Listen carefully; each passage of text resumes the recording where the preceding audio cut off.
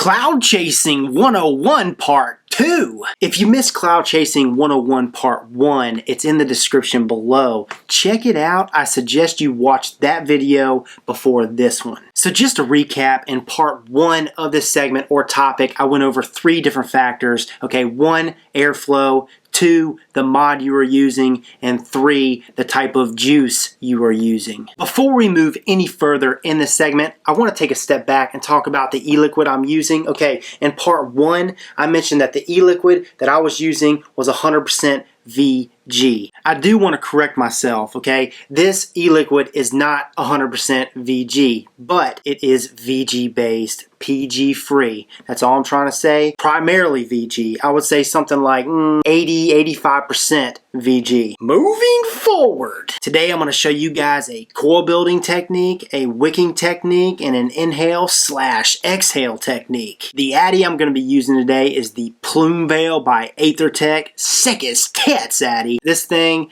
is a beast. I keep mentioning that, but that's why I'm using this to chuck the clouds. Originally, I was going to show you guys how to do a sleeper build, a dual sleeper build, which is a single strand build using 22 gauge G-plat. Plans have changed. Since I'm using this Plume Veil, I don't need to because of the way the positive post is set up. It's a positive block with 2 separate holes and no need to do a sleeper build. No need. So what I'm going to be doing today is a dual 24 gauge G-plat parallel build. I'm going to show you how to do it. I'm going to show you how to wicker. Oh yeah. Now if you're worried about using G-plat, I suggest you read this.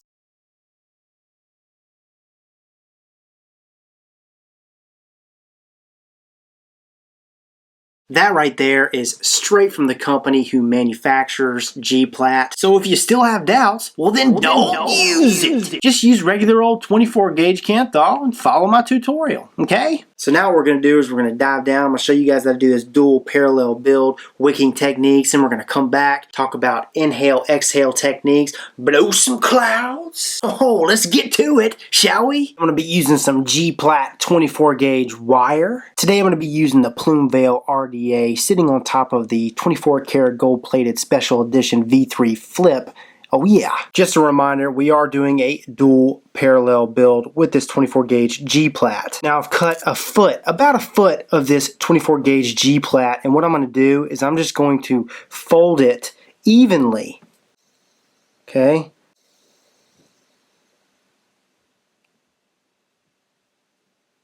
Press the bent end together as close as possible. Make sure they're nice and even, parallel all the way through. That's why I love using this G-plat wire. Super soft, super easy to work with. Easiest wire to work with that I've dealt with to date. Next step, I'm going to use this screwdriver, this flathead screwdriver. The end right here, which is equivalent to a 3/32 drill bit. Got my first parallel wire, and I'm going to do 6 wraps as close together as possible.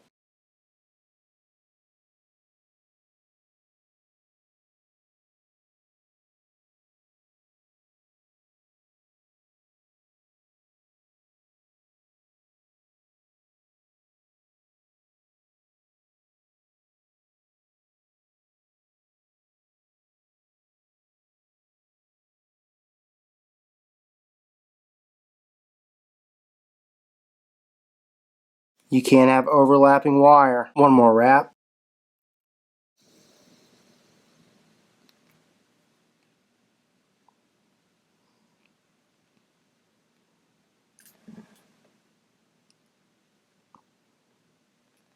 There is our first parallel coil, one lead going under, one lead going over in the same direction. Now all we're going to do is duplicate this exact same process I just showed you for the second coil. Okay, got both parallel coils. Now all I'm going to do is I'm going to clip that longest lead, well both the longest leads, just a touch on either side. You want to make sure that when you insert both those leads that they are parallel, just like that.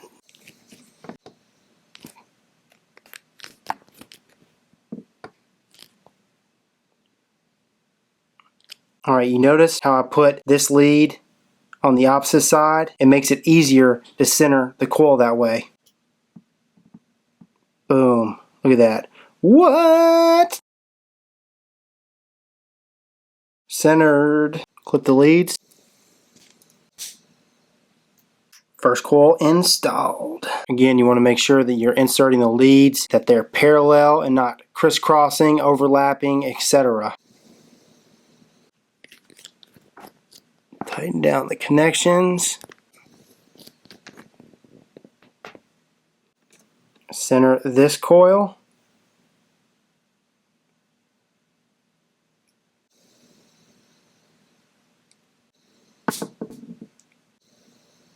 And that is the beginning of a 24 gauge G-plat parallel, dual parallel build.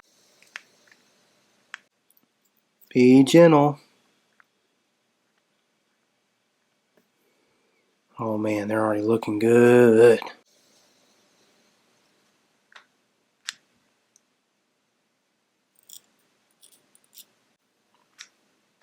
Going from the inside out is what you want. 0.09. Now on to wicking. I've got my organic cotton right here, and this is how I do it. Kind of pull out a little bit.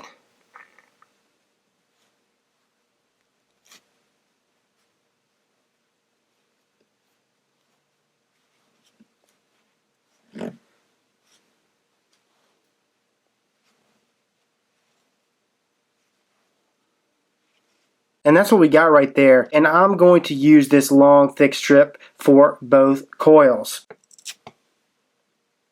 Pull that in half. So now I've got two strips. So with this first strip, I'm just going to roll it up. Now I can already tell this is going to be a little thick. So what I'll do is I'll pull just a little bit out, a little section, thin it out a little bit, pull just a little more out of there. But the goal in all this is you want this wick to be tight. You want this sucker to fit tight because you're vaping at such a low resistance and that cotton will collapse.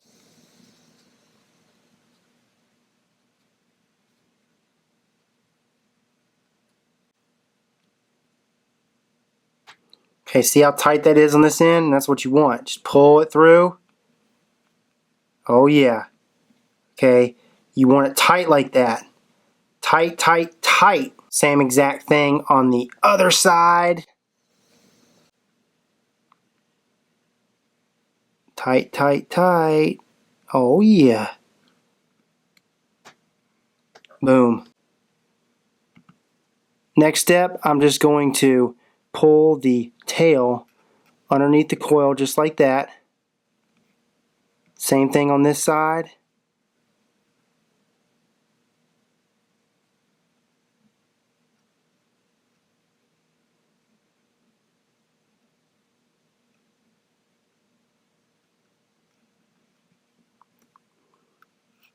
Make sure there's space behind here because you've got airflow. Okay, this is the plume veil and there is airflow coming in from these negative posts. Now everybody's got their own methods. Someone may have a totally different method, but this is what works for me.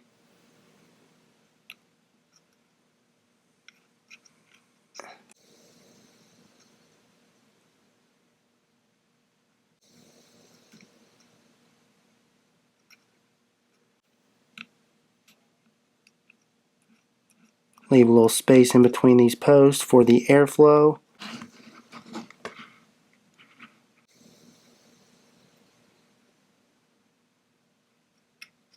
Give it a good soak, and what happens is when that cotton gets wet, it expands, which is good. It's good, you want that.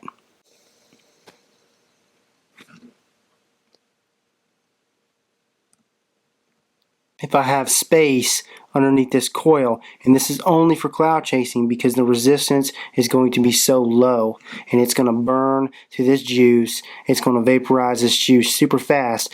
I make sure that there's plenty of cotton underneath this coil, but as you guys can see, there is a little space right here. So what I'm going to do is I'm going to fill her up. Again guys, this is what works for me. It may not work for you. All this is subjective and everybody has got their own method of doing things. Give it a good soak, and what happens is this cotton, as it gets wet, it will expand. Put a tiny bit of cotton on the other side.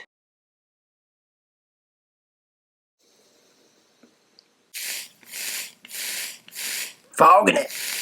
Oh, yeah. Lined up in front of each coil on the front and down below on the sides as well. And the next step I did was I took out that Delrin insulator, and that's what really makes it. And that's why I'm using this RDA in this video, part 2, because she can really chuck it. Take out that Delrin insulator and suck it through the top.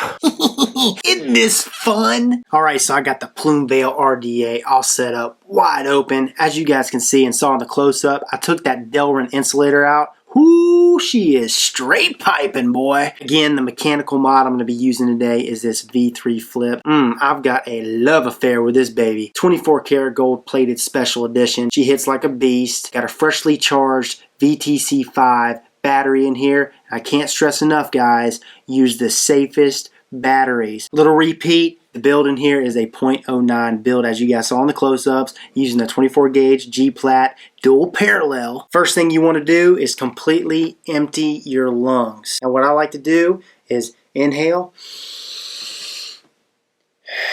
exhale. I feel like I'm in a freaking yoga class. Okay, but when you exhale, you want to slightly bend forward. And what that does is it allows your diaphragm to push out any extra air. I'll inhale. Exhale, bend forward, gets rid of all of the excess air in your lungs, clears them out, ready for takeoff. Now what a lot of cloud chasers are doing is they're emptying the last bit of air into their RDA, and that's why you see a lot of these guys blowing into their RDA and you see the vapor come out both holes and then they start to inhale. And I think the reason why they're doing that is, one, to get the excess air out of their lungs, and two, is because it provides a momentum, I would say like a jump start, if you will. And that is when you inhale as hard as you can, as long as you can. And as you inhale, you're going to want to straighten your back up. Okay, because it opens those lungs. It allows the vapor to come rushing in. You could get more vapor in there. That's what you want. All right, so I ditched my chair. I'm about 10, 12 feet away from the camera, you guys. And what I'm doing is I'm on my knees. So what I'm going to be doing is combining the first 4 steps. The inhale process, I'm going to go ahead and exhale. And then when I'm done, I'm going to go over all the steps to the exhale process. Combine them into one, baby. Combine them into one. All right, you ready?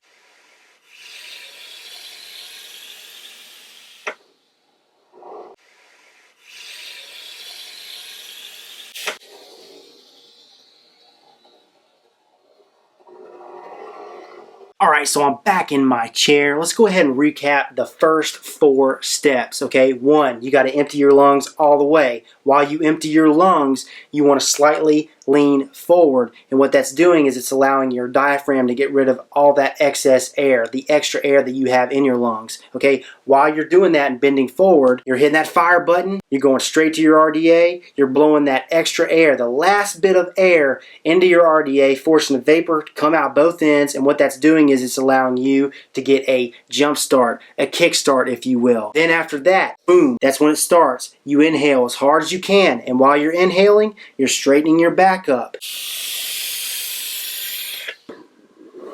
And what that's doing is it's opening up your lungs, it's allowing more vapor to come in, which means you're going to get more plumes, baby. More plumes, bigger clouds. Now let's say you've done the first 4 steps. Now you're on to the exhale technique. Once you begin to exhale, you want to do so at a constant pace. And as you exhale, you want your lower jaw to be slightly pushed out, just like this. It's kind of like a bulldog. You ever seen a bulldog? They got that lower jaw slightly pushed out. That's how you want it to be. But what it does is it forces you to open up everything. It opens up your lips. It opens up your throat. It allows the vapor to escape easy and more efficient. So right about now, we're almost at the stretch, boys and girls. We're almost at that straightaway. Now what you want to do next, after that, let's say your lungs are almost empty. You're almost out of gas. You're almost out of vapor, air, etc. That's when you want to tighten your lips up, like if you were to whistle. Okay, so it goes from just like that. And what that does, tightening those lips. And remember, you want to tighten your lips up right at the end. At the end of the exhale, tighten those bad boys up. And that last push, tighten your lips up, will shoot a bullet of air into your cloud, which will cause it to plume. Okay, that's why you see a lot of these guys blowing these clouds. These guys winning these competitions, their cloud, it just looks like it explodes at the end. That's what that is. Tightening your lips up, blowing that last bit of air into it. Woo! It causes that to plume up. Whew, just like that. I'm going to demonstrate everything once again. It's going to be all one process. You ready?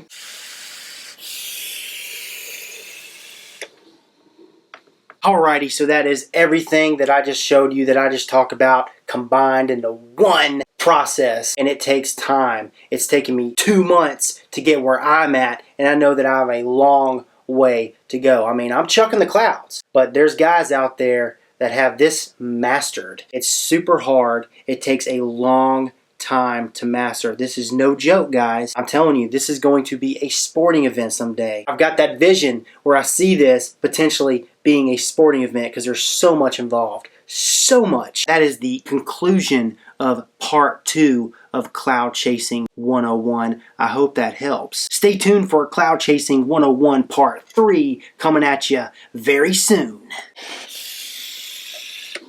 This is Rip Trippers, and remember, smoking is dead, vaping is the future, and the future is now.